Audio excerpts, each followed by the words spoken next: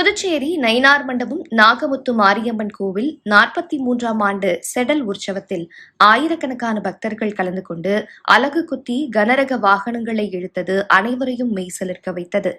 அம்மன் Yamaha RX 100 பைக்கில் அமர்ந்து உலா வந்தது அனைவரையும் கவர்ந்தது. புதுச்சேரி முதலியார்பேட்டை நயினார் மண்டபத்தில் பிரசித்தி பெற்ற அருள்மிகு நாகமுத்து மாரியம்மன் கோவில் உள்ளது.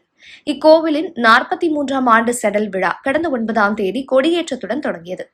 இதனைத் தொடர்ந்து தினமும் அம்மன் பல்வேறு வாகனங்களில் எழுந்தருளி வீதி உலா நிகழ்ச்சி நடைபெற்றது. முக்கிய நிகழ்ச்சியான செடல் உற்சவம் மற்றும் தேர்பவனி வெகு சிறப்பாக நடைபெற்றது.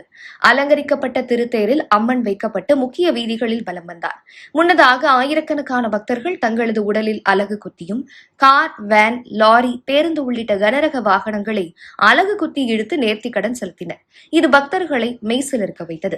மேலும் அம்மன் சிறப்பு அலங்காரத்தில் யமஹா RX 100 பைக்கில் அமர்ந்து ஒய்யாரமாக வந்தது அனைவரின் கவனத்தையும் ஈர்த்தது.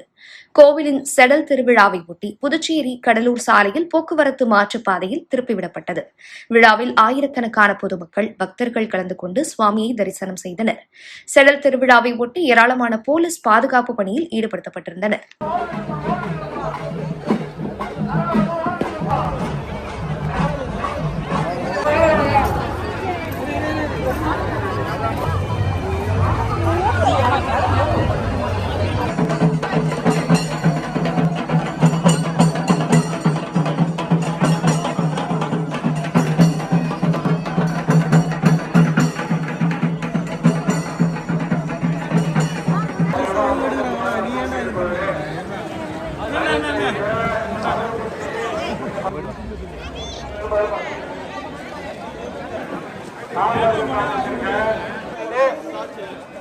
அழகு போடுற பக்தர்கள் யாராவது இருந்தீங்கன்னா